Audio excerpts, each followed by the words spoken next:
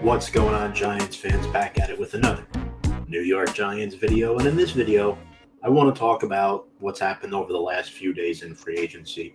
I took a little break, very busy week at work with the March Madness going on, but happy to be back here today talking some New York football Giants with you, going over some updates with the team, some signings, some players that have departed, and much more. But first, before we get into that, make sure to check us out if you're new on all of our social media, Instagram, Twitter, and YouTube at Big Blue Avenue. Appreciate all the support that we've got. First move I want to talk about, newcomer.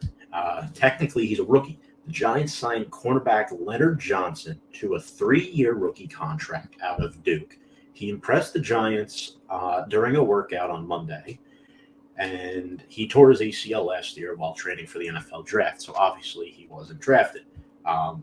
6 foot, 194 pounds, pretty good in Duke's defensive scheme. Probably would have been drafted if he didn't get hurt. We've seen a similar thing happen to Andrew Voorhees, the guard out of USC, getting injured during the combine, I believe. But back to Johnson, he had a pretty impressive 4 years at Duke. 165 tackles, 16 pass deflections, and 6 interceptions. So this is a guy who could make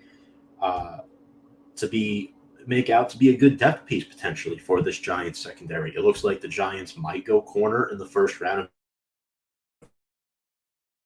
this year's. They haven't really explored too much of free agency.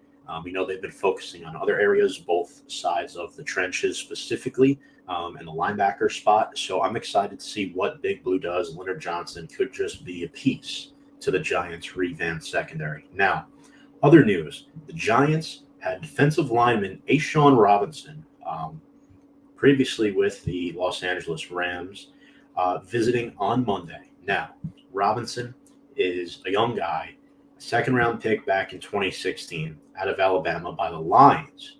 He spent his first 4 seasons with Detroit and 3 seasons with the Rams. So he's been in the league for 7 years, but I mentioned young guy. He's only 28 years old. He turns 28 on Tuesday, March 21st, actually.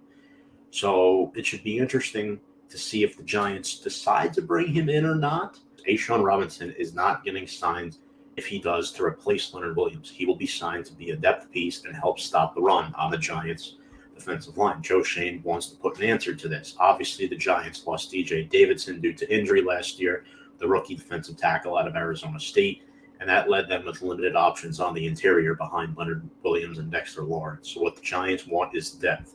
They already went out and they got Raheem Nunez-Roches, but they might be looking to do some more with AShawn Robinson. We'll see if he ultimately gets signed. 6'4", 330 pounds, at 42 tackles in 10 games last year for the Rams. And I'm excited that Joe Schoen is taking this approach. Up next, the Giants bring back old friend Darius Slayton. He never left, but it was rumored that he might go home to the Atlanta Falcons. The deal has a max value of $16.5 million.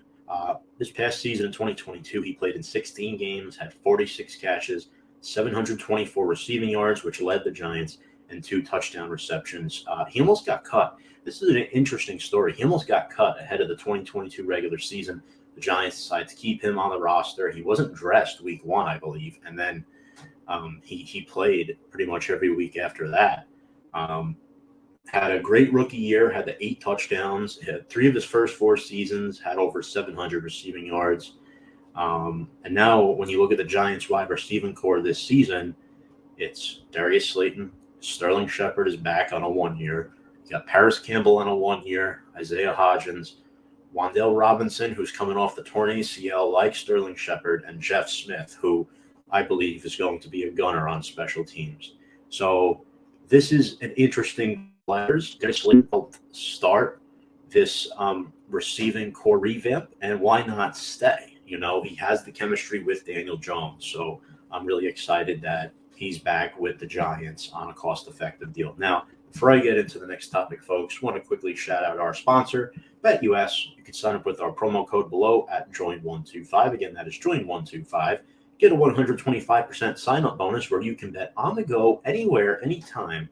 That's BetUS, where the game begins. So, next up, obviously we know last week the Giants traded for Darren Waller. I want to go over the contract details with you a little bit. So it was rumored that Darren Waller would be an $11 million cap hit against the Giants this season. That is no longer true. The Giants have converted $9.8 million of Darren Waller's base salary into a signing bonus.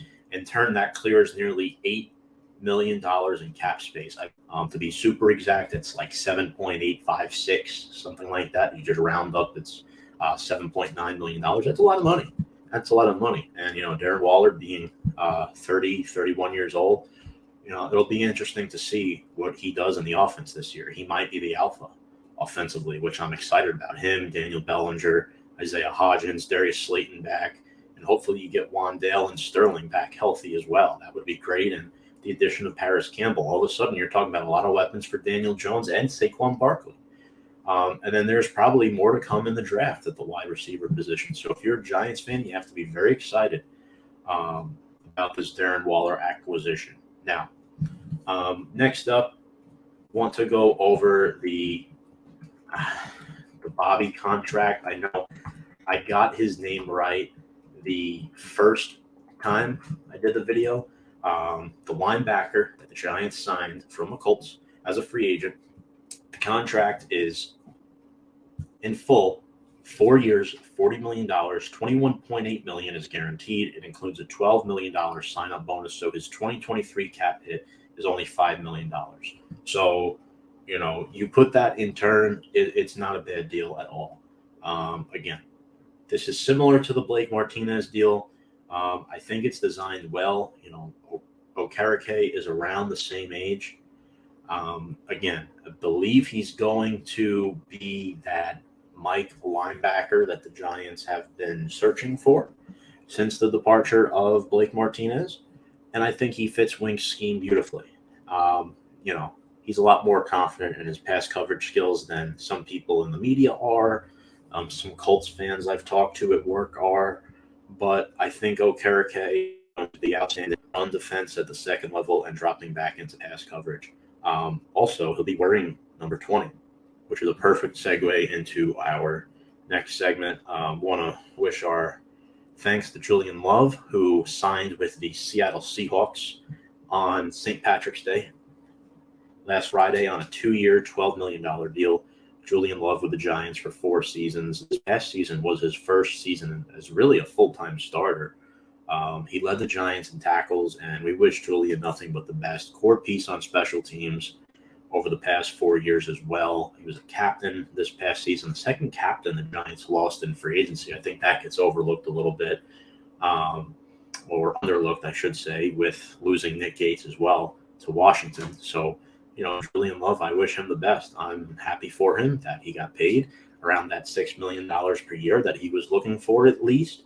I believe the max value is worth of $12 million, but again, this is a guy who filled in for the Giants when McKinney was hurt in the past, Jabril Peppers, Logan Ryan. He was stuck behind a lot of good safeties, and when he finally got his opportunity, he balled out. He really balled out this year. He was tied for the team lead in interceptions as well. So yeah, I'm gonna miss him a lot. Notre Dame fan. He's a Notre Dame kid. Joe Shane liked him, but fortunately, it's a business sometimes, and you have to move on from certain players, and you have to look at the future and who the Giants have to pay in the coming years. And next year, it's going to be a big one. You have currently Dexter Lawrence, who's due, Andrew Thomas, Xavier McKinney, Adoree Jackson, and Leonard Williams. If they don't extend them, they have expiring contracts potentially. So, you have to look at that and figure out where the sacrifices are going to take place with the salary cap. Even with the salary cap going up, he could be replaced by Dane Belton, who shined last year as a 4th-round rookie. But Love, awesome player, awesome person, teammate. Thank you, Julian Love. Lastly, another player the Giants had to say goodbye to is center Jon Feliciano. A lot of Giants fans forecasted that Feliciano would be re-signed following Nick Gates' departure. I was not in that crowd. I'm more for drafting the center. I would like to see the Giants sign a veteran to potentially be a stopgap player to help train this rookie at center, but I don't want that stopgap player to start, if that makes sense. I would like the rookie to start. I have my eyes all over John Michael Schmitz out of Minnesota. That's who I want the Giants to draft at latest in the second round. Potentially they trade back out of 25, accumulate some early second-round picks, and snag him then. But either him, Jared Patterson out of Notre Dame as a potential center option for next season. I think the Giants will wind up with one of those two guys in the NFL draft. I know that's a bold prediction, but I think it's an accurate prediction. The Giants are looking for a long-term answer at this position. They have not had a great center in a while. Nick Gates was kind of filling that void, but you could talk about even since Weston Richburg left. His career was riddled with injuries. The Giants never really replaced that guy. I know they had Brett Jones for a year and then Nick Gates and Jon Feliciano, but now you had John Halapio too. I forgot about him. But Jon Feliciano, best of luck with the 49ers. One of the Buffalo implants who came over last year. I think the Giants are looking for a long-term answer at center. I still think there's some players out there that the Giants could bring on a cheap vet minimum type of deal, maybe a little north of that. I know Shane Lemieux, I believe, was cross-training at center a little bit last season, so before he got hurt. So I think that'll be interesting to see what the Giants do there. We know they have Mark Lewinsky at the right guard position. Left guard is up for grabs, in my opinion. You have Bredesen, who's likely the front runner. You also have Shane Lemieux. You have Josh Azudu. You have Marcus McKeithen. There are guys that the Giants could have to compete. And then you're looking at Andrew Thomas and Evan Neal as the two bookend tackles next season. So the real questions are at left guard and center. You want to improve the interior of your offensive line, and I think it starts with a draft. So it'd be nice to have a center on a cost-controlled deal for 4 years. But, hey, if the Giants decide to say, hey, John Michael Schmitz is the guy at number 25, I wouldn't be opposed. People may think it's a little bit of a reach. A lot of people want to go BPA, as do I. John Michael Schmitz is up next. You absolutely take him, or you trade back a few picks. That's it.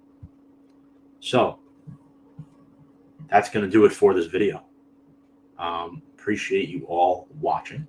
Remember to check us out on all of our social media. There's going to be more coming over this next coming week. We're on Instagram, YouTube, and Twitter at Big Blue Avenue. Appreciate all your love and support. I'm interested to see now what the Giants do the rest of the offseason at the wide receiver position, the cornerback position, and the interior offensive line position. Those are the three major holes on this team. They resolved the linebacker spot with Bobby Okereke. They took care of the edge rusher spot. But yeah, I think realistically that's what you're looking at. But I'm happy to say this team is in a much better spot than it has been in previous years. Despite having holes at left guard and center, the offensive line is much improved. That's the development of Andrew Thomas, the signing of Mark Lewinsky, drafting Evan Neal at number 7 overall, even though he had a down rookie year. I think he's likely to improve a lot in his sophomore campaign. So we'll see what happens. It's all left to be seen. Appreciate you all watching this video, folks. And without further ado, let's go Big Blue.